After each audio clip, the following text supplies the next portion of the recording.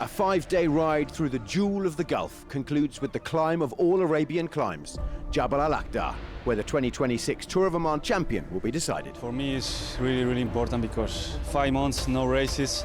Boom! An explosion of power from the Colombian. He's going to take victory by half a wheel. Win now, I'm very happy. Every kilometer, every second, I just believe I can do it. And it's going to be a stunning victory for a man who's never won. I also remember every day I pass through suffering, and I just deserve it, I think, now. Oh dear, a really bad crash. Mechanic problem. The red jersey is dropped. Gates is struggling. Mauro Schmidt takes stage 3. Yeah, I'm definitely happy with the shape. Erland Bikra is coming on the right-hand side from Uno X, but also Emmanuel Huku. It's Bikra, I think. Bikra takes it. Milano and Huku were there as well. It's a relief to start the season in a good way, then I can be confident, and once you start winning, then there will come more. Schmidt faces the fight of his life to stay in red. The GC remains anyone's guess. Top 15 separated by less than 45 seconds. Adam Yates, looking for a third straight title, is outside the top 10. Weerhofer and Goscherny have lit up this race. They're in green and gold, and Martin Chotta is the best young rider. Welcome to Nizwa, the ancient capital of Oman and a start city for the 5th time, but never before for the title decider. We have a plan of the team. For sure we will try to make a hard pace in the climb. We know that Mauro Schmidt is in incredible shape now, but also Adam is dangerous people of today. We hope to give everything and catch this GC, and we know that it will be difficult, but we are here for try. Yeah, it's a big day. We have a good position in general, but today is the toughest stage, so we'll have to see what we can do. I think it will be tough defending off, especially Adam Yates, but we will have to try our best, and we make the best result possible. So yeah, here we are. Will be a tough day. Normally it's not an easy stage as well because a lot of guys want to go in the break, so we'll see. Hopefully get to the last climb without any problems, and then full gas. I think maybe the gap is a little bit too big. If I'm at my best, maybe it's possible, but Mauro's climbing super well, and then there's a lot of good climbs in front of me as well. So I'm in a perfect situation now, but yeah, definitely we knew from the beginning GC is all about this day. I think I have probably the best shape of my life, so I just can try how good I am today and see how quick I can climb. Yeah, in the end it's quite a simple stage. It's all about the last climb and then just going full gas. It's all about the last climb. That's an understatement if ever there was one. 14 out of 15 editions of this race have finished at Green Mountain. 1,369 vertical metres today, 155.9 kilometres, and a mythical summit finish. The entire outcome of this race hinges on the final 45 minutes of racing. Now, the list of winners at this beautiful race reads like a who's who of the last 15 years of pro cycling. From Fabian Cancellara in 2010 through Chris Froome, who beat Alberto Contador and Cadel Evans on his way to a title. Vincenzo Nibali won here on his way to taking the 2016 Giro d'Italia. And Adam Yates, champion in 2024 and 2025, is nonetheless aiming to do something that no other rider has done. Step onto the podium's top step 3 times in a row. Froome and Lutsenko both doubled up, but no one has yet managed a three-peat. Peloton rolled out from the shadow of the imposing 17th century Nizwa fort.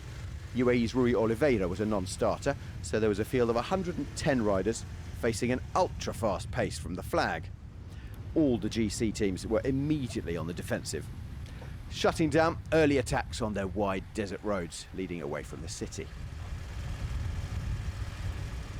Now, it seemed like every single one of those riders who made it to the start of Stage 5 have been attacking here.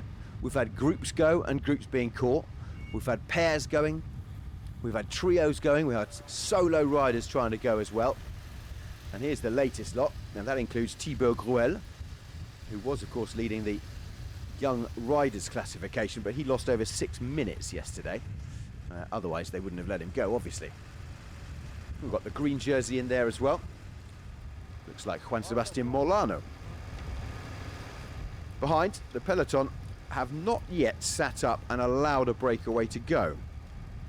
Some of the Omani riders have found this week really, really difficult indeed. Yeah, Molano is there, along with Fabien Dauphin, yesterday's winner. Blicker is there too. 2 Uno X riders actually.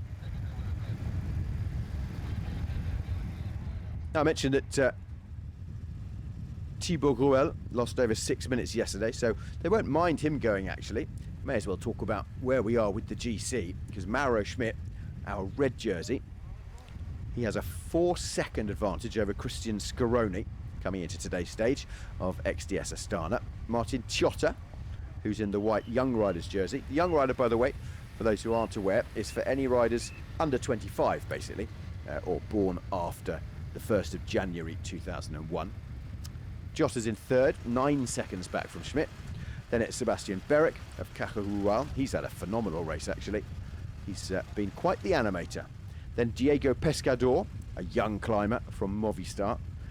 High hopes for his future. And this group tried to get away, and the peloton said, no way. Not letting Weerstoffer go.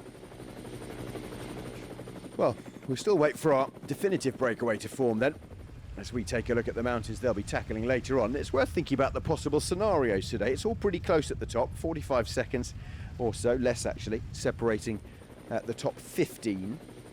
So what might happen? Well, Adam Yates knows this mountain very well and knows this race very well. He could order his team to set a phenomenal pace from the bottom of the climb and thus get rid of all his rivals out the back. Astana could potentially put a couple of guys up there as well, because Scaroni will have high hopes of winning this race. And they do have a pretty strong team for the mountains. Jaco Alula have been brilliant throughout the 4 stages so far. Lucas Plapp, Mauro Schmidt, of course, in the red jersey as well. Now, this is quite an interesting little break here. It's 2 men becoming 3. But as you can see, the peloton simply aren't letting it go. Now, radios, one of the things that a lot of people don't realise is we all think that the race radios between the riders work perfectly and the sports directors can talk as if they're on a walkie-talkie. Actually, the communication between riders and the team cars is incredibly complicated and very often hardly works at all. On that occasion, it looked to me like it might have worked, and the guys at the front of the big GC teams were told to pull this back, but they haven't managed to. Now we've got 2 out the front, and we've got 3 chasers. Interesting. And if you just look behind at the peloton, does it look like they're slowing a little bit and allowing these 5 riders to get up the road? It looks to me like that might well be it. Albanese from Education First was there. Florian Dauphin from Total Energies. I think Frederick de Vernes is there. Yes, 2 Uno X riders actually. Frederick de Vernes and Videberg as well. He's been the 3rd most active rider in the breakaways so far, and that is Johan Price Peterson of Alpecin Premier Tech as they approach the first sprint. The points competition, the green jersey competition, is being led by Baptiste Weerstoffer with 26 points, but he only has a 2-point lead over Juan Sebastian Molano and 4 over Erlen Blicker. There's Videberg, who's been in the breakaway so much. Why the long face? Well, if like Shergar and Red Rum over there, you need cheering up, but don't feel like Bright Lights Big City, why don't you try Soft Lights Old City?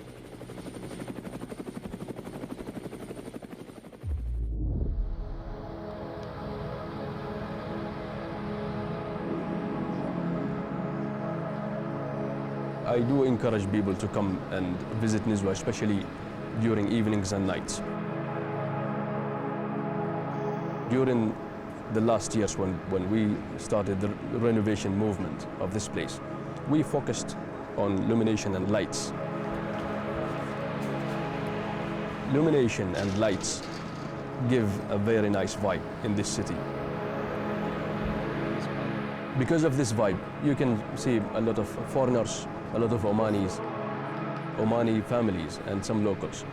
They prefer to come at night. This is because of the lower temperatures. They can enjoy their time here. It's quite easy. The souk is quite vibrant and full of life. There are very good places to visit. Spices Omani, the curry, and this the garlic tea. Tamrin with the tea and black, cinnamon, curcuma. This also this saffron. They can get into the souk, buy some souvenirs, find a lot of locally made things, and the handicrafts are quite available here. The Omani ID can be visible and seen in every touch here.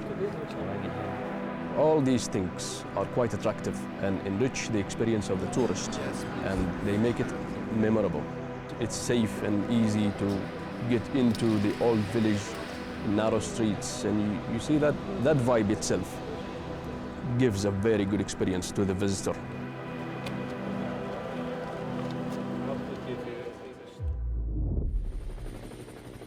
Well, welcome back. We'll come back at 16k to go. And while you've been away, the gap fell to below the 2-minute mark as we passed some traditional camel racing tracks. And the first signs of fatigue in the breakaway as well. The high pace is starting to take its toll on especially the lighter riders, actually. Back in the peloton, XDS Astana have been moving their blue wave around, preparing to set up Christian Scaroni for the finale. Remember, this is all about the Green Mountain, and we'll be there very, very soon indeed. The gap tumbled as well as we were going through the twin villages of Al Quratayan. It's now about 1 minute, and then even less as the speed of the peloton went over 50 kilometers an hour on the flat sections, leading back towards Izki, which is where that breakaway eventually got away. Actually, they are managing to keep that gap relatively high. Widerberg and Price Peterson especially fighting every meter. Back out to 2 minutes, and we still have the 5 of them fighting. Now, Jabal al-Aqdar, which is the Green Mountain, rises to a height of 3,018 meters as it peaked. We're not going all the way to the top as we roll through another intermediate sprint, which doesn't really matter, to be honest, because none of these 5 are going to be fighting for the jersey. It's called the Green Mountain because it's very high altitude and it rains a lot there. So even though all around it is completely dry and arid, it has damask roses, pomegranates, walnuts and apricots. I don't think any of these guys will be tasting any of those, but they might get to admire some of them as they go past super fast. It's 5.7 kilometers long with a gradient of about 10%, 10.4%. So it's a really, really tough climb. If you're someone who doesn't watch a lot of cycling but knows about the Grand Tours, I can tell you that the most similar climbs that we're used to seeing on television are La Planche de Belleville in France, which we use for the Tour de France, of course, 5.9k at 8.5%. And also there is a climb called Peña Cabarga, which was used in the Vuelta a España in 2016. They're very, very similar to the final climb that we'll be approaching here. Interestingly, Chris Froome has won on all 3 of them at the Vuelta in 2016, the Tour in 2012, and here in Oman in 2014. And we are just about there. The base of the climb features gradients almost straight away of up to 14% immediately from the bottom. Now, we are seeing the breakaway really, really struggle here as Jonas Hem Widerberg, as I said, he's the 3rd most active rider in the breakaway, and he is now the latest to be dropped. And on the front of the peloton, hello, it's all starting to go. As Albanese says, I've had enough as well. But Adam Yates and UAE Emirates have taken the initiative. Now you might say, why are they going on the front so early? Well, they don't really have a choice, to be honest. Adam Yates is 32 seconds down. They've got a depleted squad with some sickness and injury, as so many of the teams do here, actually. Now, at the moment, they're using René Herregot. Sebastian Milano, amazingly, is still in there. And if you just look on the right-hand side of the peloton, about 6th or 7th wheel, you can see Adam Yates, who is still very hopeful, I think, of taking this 3rd straight title, even though you heard him say earlier on he thinks the gap might be a bit too big. They sort of have to say that, don't they, between you and me? Milano's been setting a really fierce tempo in the valley before the climb began. And now they've got Pablo Torres Arias, who is a bit injured himself actually, but he's there to help out Adam Yates. Well, in the interview you heard with Yatesy earlier on, he repeated what he said yesterday, where he said they were so far down after stage 3 that he has to go full gas. Full gas on a climb like this, by the way, looks very, very different to the kind of full gas we saw yesterday at Soha, which was, I have to say, one of the most brilliant, cleanest sprints I've seen in a long time. Hello, what's going on here? The group is reaching the middle of the section of the climb, and we are going to go for it. That is, I think, the last member of the breakaway, Fabien Dauphin. Now, who is going to follow Adam Yates? He has to lead it out, and he has to be the one who's the protagonist, the man who's making a difference. I can see 2 Jaco Alula shirts in there. That's Luke Plapp, and I think it was Paul Double again. Paul Double has had an extraordinary Tour of Oman. Oh, I was completely wrong. Wasn't the last member of the breakaway at all, Fabien Dauphin. It's Drevenes from Uno X, his teammate. This is bad news. Valentin Paré-Pantre is having a terrible week, and he's been shot out the back like an unwanted Valentine's present this weekend. Now, how many are going to make it into the elite selection that will contest the end of this group? And more importantly, or as importantly, where is Mauro Schmidt? There he is. Just about holding on at the moment, I think.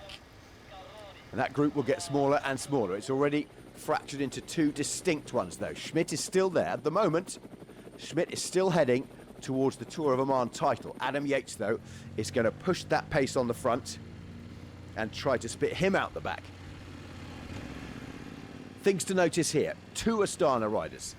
Obviously, Christian Scaroni is there, and Rodriguez is there as well. Schmidt struggling. Yeah, this is it. We've expected to see this.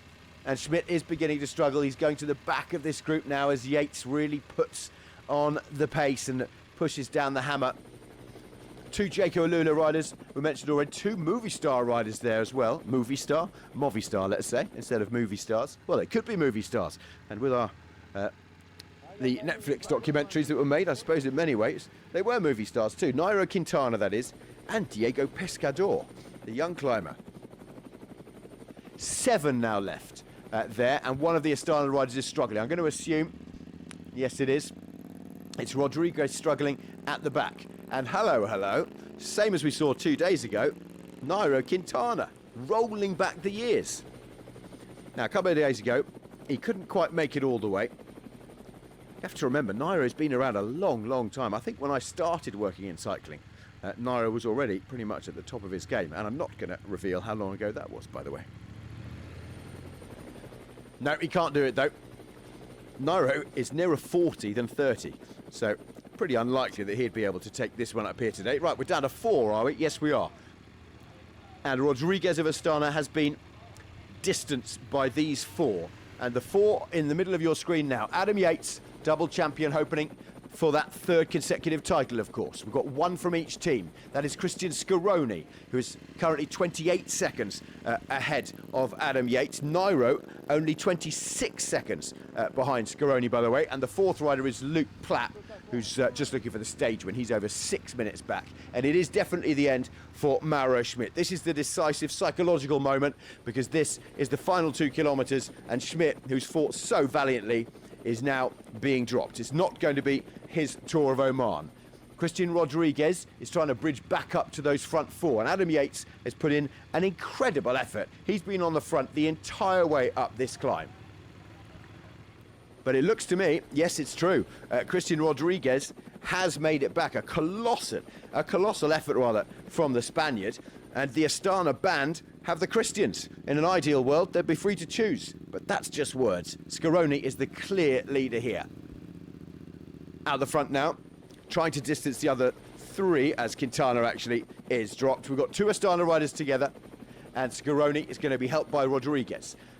Then you've got Plapp holding on to the wheel of Adam Yates. And Adam Yates knew this was going to happen when he went off the front. There's no way that anyone is going to help him now. He needs to do this all by himself. And he said in the interview we heard this morning that if he's at his best, he can do it.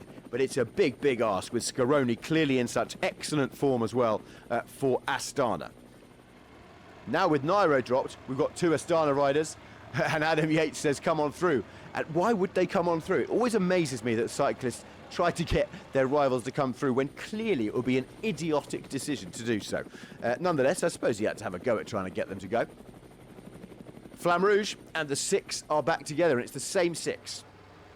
Plapp, Double, Scaroni, Rodriguez, Quintana and Yates. And that is going to be, by the looks of it, our final selection of 6. Luke Plapp looks round. What's he looking for? I don't know. And Yates is no longer on the front. Yates is no longer on the front, and it's Astana who are 1 and 2 in this group. Christian Scaroni has been locked onto Yates's rear wheel like a limpet for the whole of this climb. Rodriguez has been brilliant at Astana. To be honest with you, they've had their critics over the years. They haven't had the best few seasons, really struggled actually to even stay in the World Tour, but they have played this brilliantly today, absolutely brilliantly. Just over 500 metres to go. This road is wide, it's exposed, and the gradient is in double-digit numbers again. Jayco, 2 purple jerseys, as Christian Rodriguez and Christian Scaroni are still the first 2 in this group. That's Luke Plapp on your left-hand side of your screen, out of the saddle. Double is back in the saddle. Nairo is hanging on, but he literally is hanging on by his fingernails. And Rodriguez is leading out Scaroni up this climb. What's going on here? Hang on a minute. This is Luke Plapp. Luke Plapp, who isn't fighting for the general classification, is out of his saddle and moving forward. Luke Plapp is attacking with just 500 metres left. He's jumped from 3rd position and he's trying to get the inside line around this corner. He's been a brilliant supporting actor for Jayco this week, but right now he is centre stage. It's top bill Plappipus. Sorry about that. Plapp has got a gap. Oh, another rhyme I didn't even mean to do. We've got 4 riders following Plapp, but Luke Plapp has a long way to go at this sort of gradient. This would be a phenomenal victory for the young man. 300 metres to go. This is great stuff from Luke Plapp. He's a really likeable fellow, the Australian as well. And what are the others going to do? Luke Plapp is not a danger in the overall classification. Do these guys try to chase him down for the stage victory or not? I don't think Adam Yates is going to be bothered about winning the stage today. All he needs to do is to get rid of Scaroni, and Paul Double is there as well. Goodness me, what a ride from Paul Double yet again this week. It's been a great, great 5 days of the Tour of Oman for Jayco Alula and for Paul Double. He's impressed so many people. We've got 150 metres left of this Tour of Oman and still nothing is decided. Remember, 32 seconds back, Adam Yates looking to be the first man in history to triple up at the Tour of Oman. No, it's not going to happen. That's Scaroni. Scaroni goes. Rodriguez has led him out all the way to the barrier section. It's going to be heartbreak for Luke Plapp as well, but Scaroni with the bonus seconds and already ahead of Adam Yates coming into this stage, it's going to be Scaroni, and Rodriguez is there as well. It's an Astana 1-2. Beautiful, breathless, brilliant, and blue of Astana. It is Scaroni who takes the stage and the overall victory. Luke Plapp held on for 3rd. Oh, I'm breathless and I haven't even been cycling up Green Mountain. Adam Yates finished 4th, absolutely exhausted, as they all are, of course. That's Diego Pescador as well. He's going to be jumping up in the overall standings. Mauro Schmidt, round of applause for that young man as well. The red jersey he will not be taking home. But Luke Plapp congratulates him nonetheless, and it's been a really, really good week in Oman for Mauro Schmidt. He took the Muscat Classic on Friday, but it's all about Christian Scaroni. That burst of pace at the top of a very, very difficult all-category mountain was astonishing.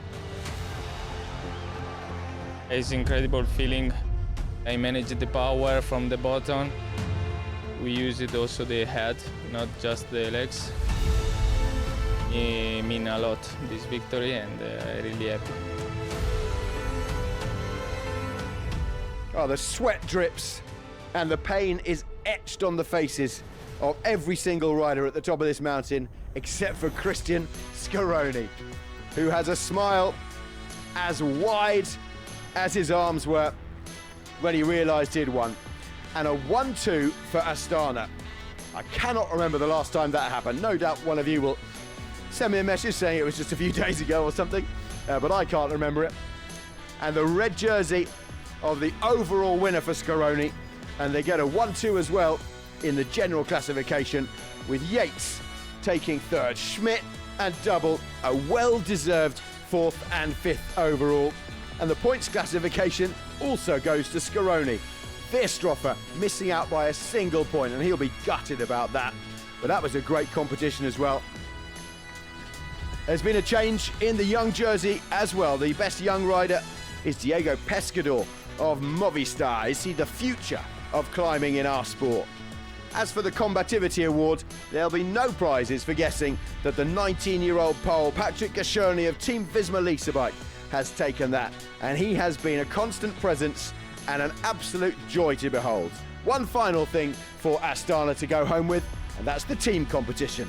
The team classification, a collective triumph of strategy and strength. This week has been a reaffirmation of the Tour of Oman's importance in pro cycling. The Green Mountain once again decided everything, and it was a resurgent Astana who triumphed. Thank you, cyclists, and thank you, Oman.